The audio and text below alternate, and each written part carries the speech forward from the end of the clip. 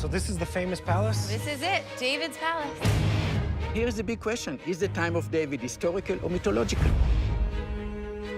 He unites all the 12 tribes, builds the foundation of the house of God, what will be the temple. This influential character, the king, the poet, the leader, the warrior, he's going to be the thing that still unites us today. For over a century, archaeologists searched for proof that King David was real. They dug beneath Jerusalem's streets. They sifted through ancient rubble. They analyzed every stone, every fragment, every shadow of the past. And for 100 years, the earth gave them nothing. No palace, no throne room, no royal seal bearing his name.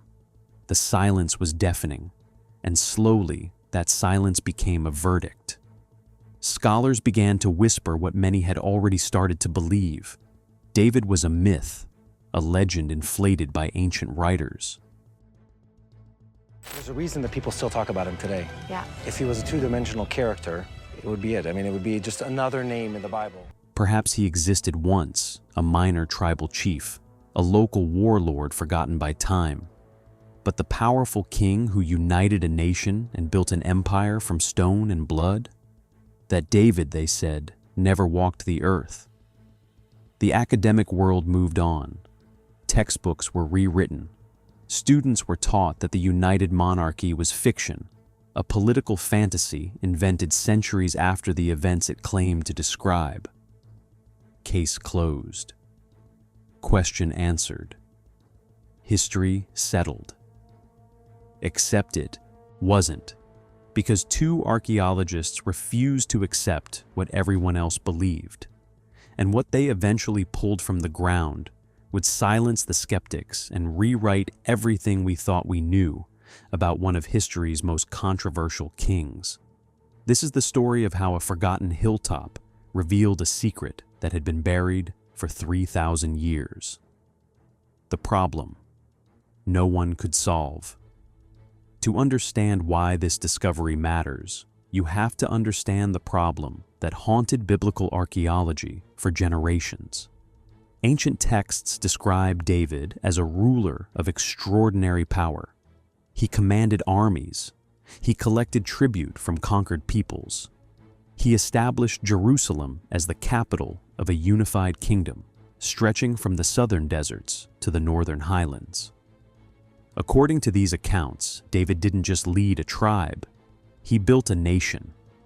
But when archaeologists went looking for evidence, they found something troubling. Nothing.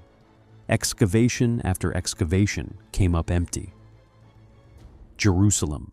During the 10th century, BCE looked less like a royal capital and more like a modest hill settlement. The grand palaces described in ancient texts simply weren't there. No administrative centers, no evidence of centralized control, no material proof that a powerful kingdom had ever existed.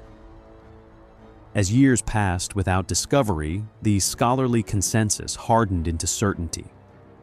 David's kingdom was a literary invention.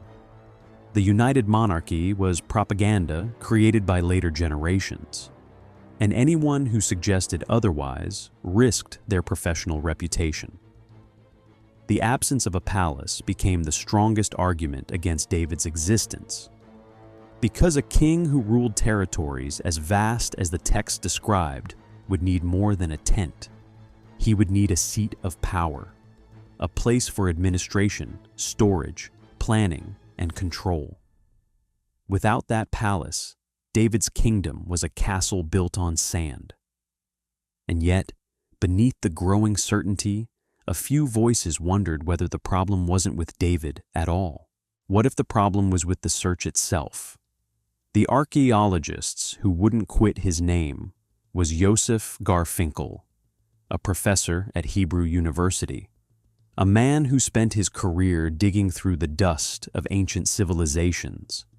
He wasn't driven by faith or tradition. He was driven by a question that wouldn't let him sleep. Why had everyone been looking in the same place? Jerusalem had been excavated for over a century. Layers of construction had been built and destroyed and built again. Roman foundations sat on Persian ruins, sat on Babylonian rubble.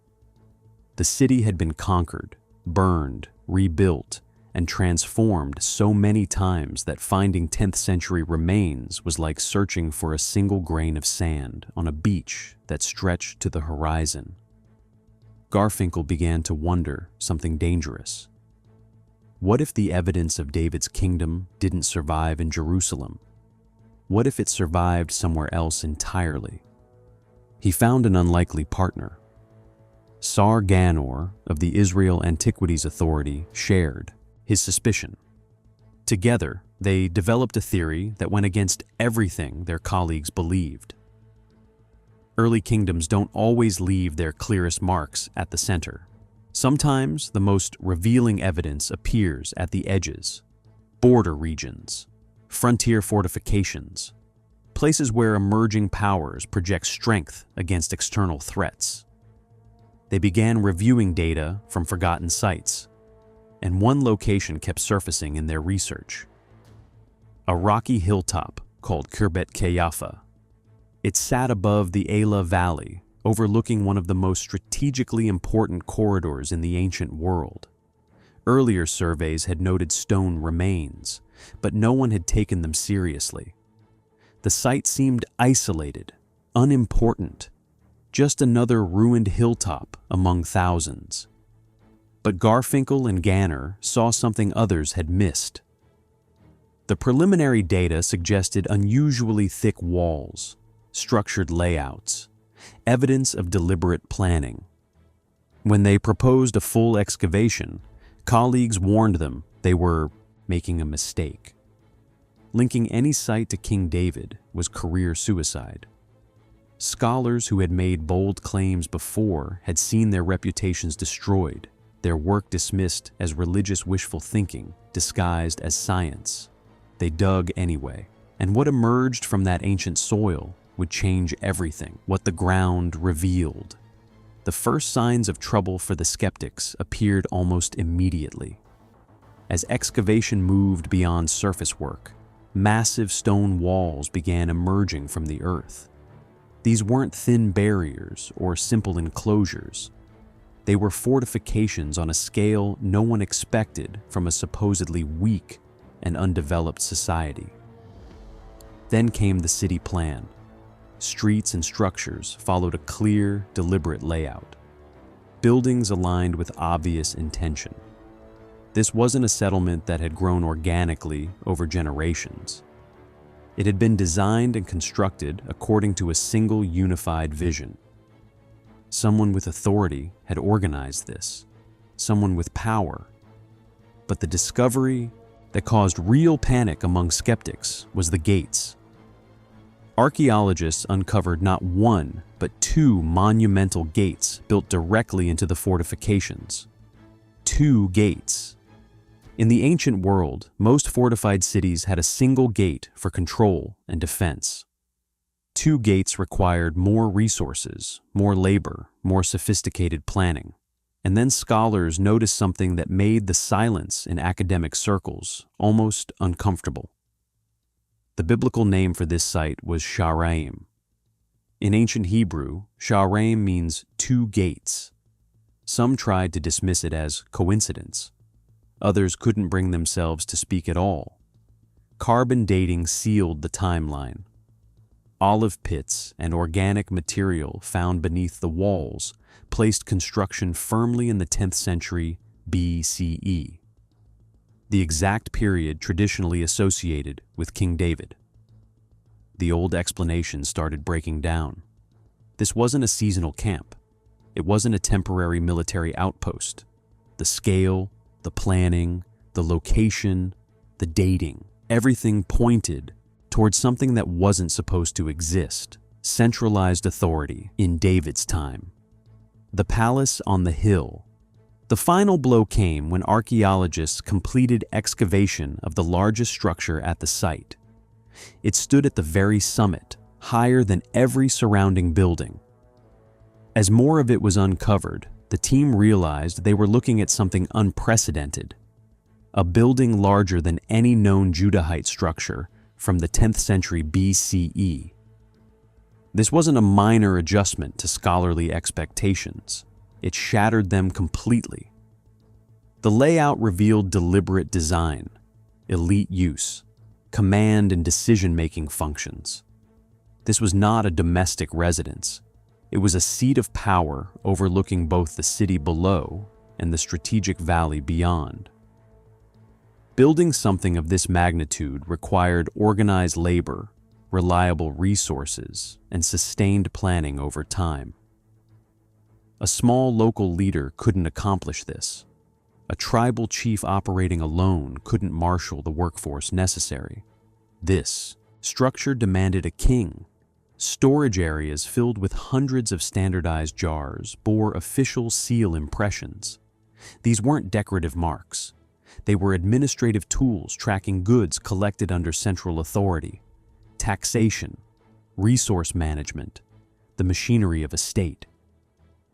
Critics scrambled to explain it away. They claimed the site might belong to Philistines or Canaanites. They argued it was merely a temporary military installation. They pushed the dating to the margins, trying to escape the uncomfortable window that aligned with David's reign. But the evidence kept accumulating. Similar patterns appeared at related sites across the region. Not identical buildings, but the same signatures of planning, control, and administration. A single anomaly can be dismissed. A pattern demands an explanation. And the list of possible rulers who fit the scale, timing, and context of these discoveries is remarkably short. What this means for decades, the absence of David's palace was treated as proof that his kingdom never existed. Now that absence has been filled, not in Jerusalem, where centuries of destruction erased the evidence, but at the edges of his territory, where frontier fortifications preserved what the capital could not.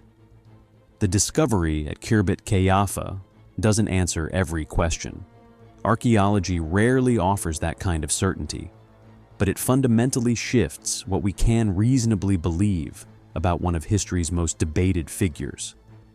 David may have been many things: a shepherd who became a warrior, a poet who wrote songs still sung 3,000 years later, a flawed man whose story contains both triumph and tragedy.